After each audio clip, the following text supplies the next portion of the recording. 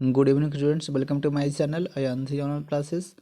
आज हम इस वीडियो के माध्यम से मैट्रिक बिहार बोर्ड परीक्षा 2023 के लिए उपयोगी सब्जेक्टिव प्रश्न को देखेंगे फ्रेंड्स, जो हमारे विषय विज्ञान का भौतिक शास्त्र से लिया गया है और ये चैप्टर 4 से लिया गया फ्रेंड्स, विद्युत धारा के चुंबकीय प्रभाव से।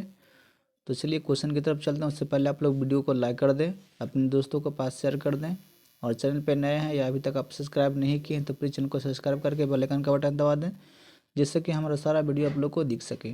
तो चलिए फ्रेंड्स चलते हैं क्वेश्चन की तरफ। क्वेश्चन दिया गया है, विद्युत फ्यूज क्या है, यह किस मिश्र धातु का बना होता है। यह प्रश्न है जो फ्रेंड्स ये भी है, इसको आप लोग ध्यान से याद कर लीजिएगा। इस प्रश्न का आंसर हो जाएगा आपका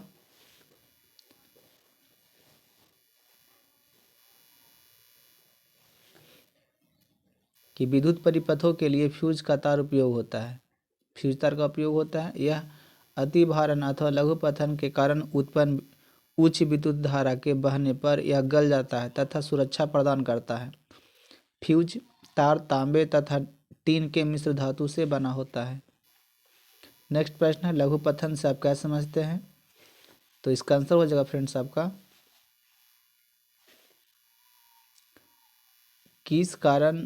किसी कारण से जब जीवित तार और उदासीन तार एक दूसरे से सट जाते हैं तो लघु पतन की स्थिति उत्पन्न हो जाती है।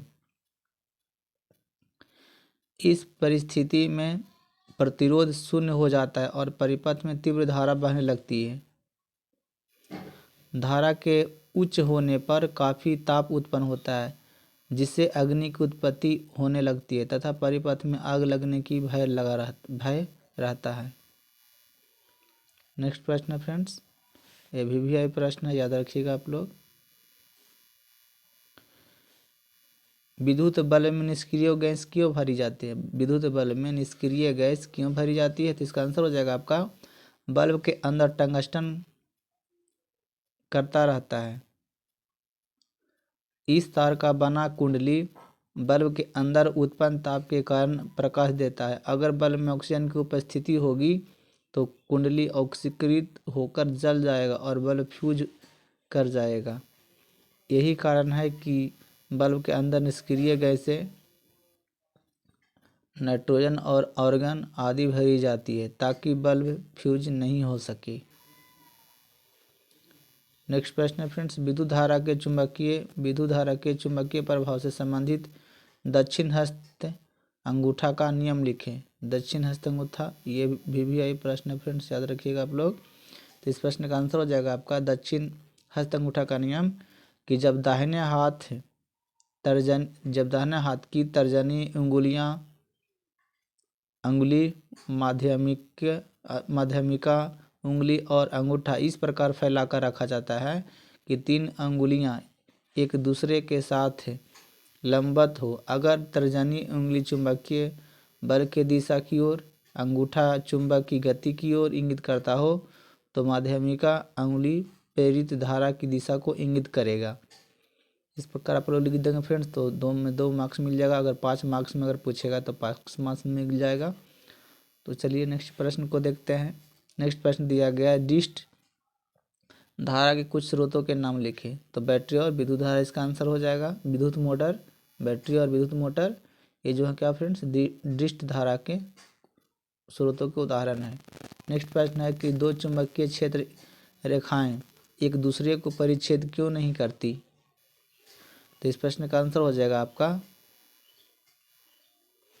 कि अगर चुंबकीय क्षेत्र रेखाएं एक दूसरे को परिच्छेद करती है तो क्षेत्र के किसी बिंदु विशेष पर दिक् सूची 2 दिशाओं को इंगित करेगा, जो असंभव है। यही कारण है कि 2 चुंबकीय क्षेत्र रेखाएं एक दूसरे को परिच्छेद नहीं करती है।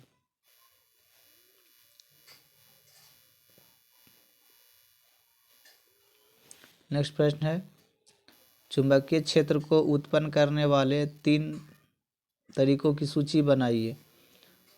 उत्तर हो जाएगा इसका फर्स्ट में कि प्राकृतिक एवं कृत्रिम चुंबक, दूसरा हो जाएगा विद्युत चुंबक, और तीसरा हो जाएगा एक चालक, एक कुंडली एवं एक परिनालिका जिससे विद्युत धारा प्रवाहित होती है।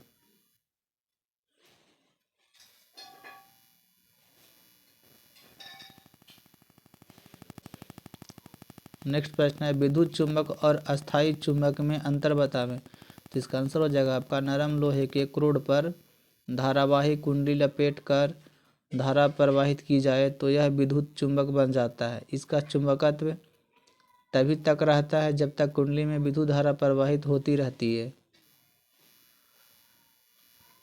कार्बन स्टील के छड़ को धारावाही कुंडली के गर्भ में रख दिया जाए तो कुछ देर बाद यह चुंबक बन जाता है।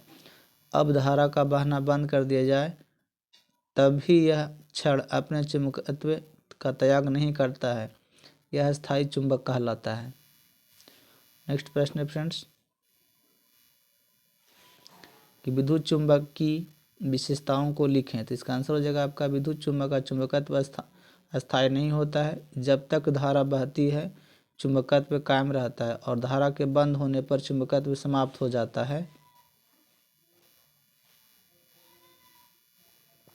दूसरा हो जाएगा कि विद्युत चुंबक के एक छोर पर उत्तरी ध्रुव तथा दूसरे छोर पर दक्षिणी ध्रुव पैदा हो जाते हैं।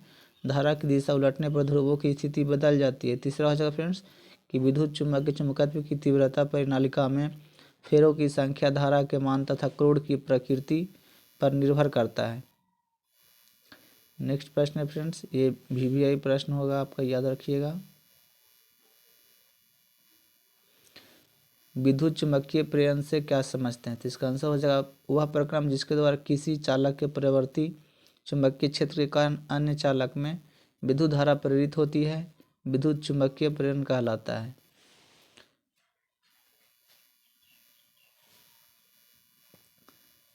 नेक्स्ट प्रश्न है चुंबकीय क्षेत्र रेखाओं की गुण की सूची बनाइए। पहला हो जाएगा फ्रेंड्स आपका आंसर में कि यह बल रेखाएं बंद वक्र होती है। दूसरा हो जाएगा जहां पर क्षेत्र रेखाएं एक दूसरे के निकट रहती है वहां चुंबकीय क्षेत्र अधिक प्रबल होता है।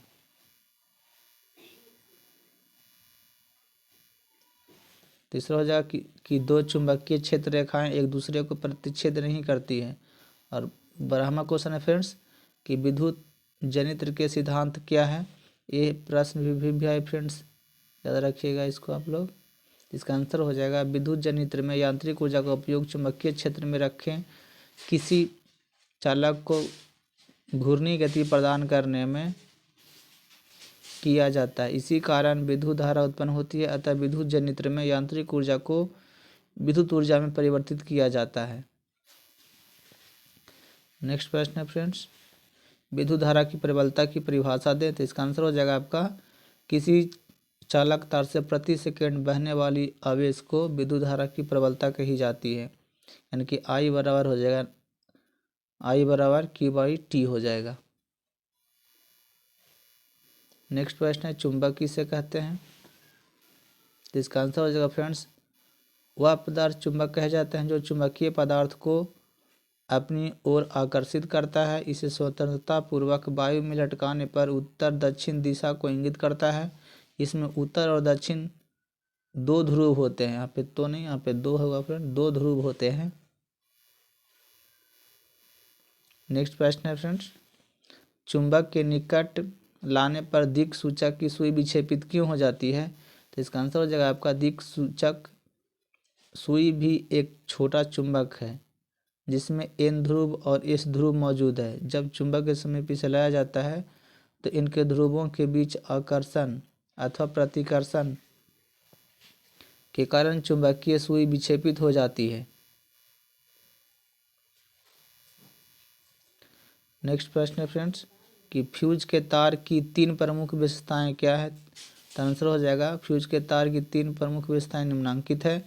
पहला, इसका प्रतिरोध उच्च होता है। दूसरा हो जाएगा इसका गलनांक न्यूनतम होता है। और तीसरा हो जाएगा फ्रेंड्स कि घरों में 220 वोल्ट पर 5 एम्पियर अनुपातांक का फ्यूज व्यवहार होता है। नेक्स्ट प्रश्न है कि विद्युत चुंबक के चुंबकत्व की तीव्रता किन किन बातों पर निर्भर करता है। ये भी प्रश्न है। तो इस प्रश्न का आंसर हो जाएगा आपका विद्युत चुंबक के चुंबकत्व की तीव्रता निम्नलिखित बातों पर निर्भर करता है। इसका पहला में हो जाएगा फ्रेंड्स परिनालिका के फेरों की संख्या, फेरों की संख्या n बढ़ने से चुंबकत्व की तीव्रता b समानुपाती ढंग से बढ़ती है। दूसरा होगा धारा का मान। धारा का मान धारा का मान कि I बढ़ने पर चुंबकत्व की तीव्रता b समानुपाती ढंग से बढ़ती है। तीसरा हो जाएगा क्रूड की प्रकृति पर। पेनल्का के अंदर नरम लोहे का व्यवहार करने पर अधिक शक्तिशाली चुंबक बनता है, लेकिन इस्पात के व्यवहार करने पर कम शक्तिशाली चुंबक बनता है। तो फ्रेंड्स, इस वीडियो में कुल 17 प्रश्न थे। यदि आप लोग को वीडियो अच्छा लगा तो लाइक कीजिए, अपने दोस्तों के पास शेयर कीजिए, और चैनल पर नए हैं अभी तक आप सब्सक्राइब नहीं किए हैं तो प्लीज़ चैनल को सब्सक्राइब करके बेल आइकन का बटन दबा दें। तो थैंक यू फ्रेंड्स, आशा है कि आप लोग वीडियो को लाइक कर दिए होंगे, चैनल को सब्सक्राइब कर दिए होंगे। तो थैंक यू फ्रेंड्स, जय हिंद, जय भारत।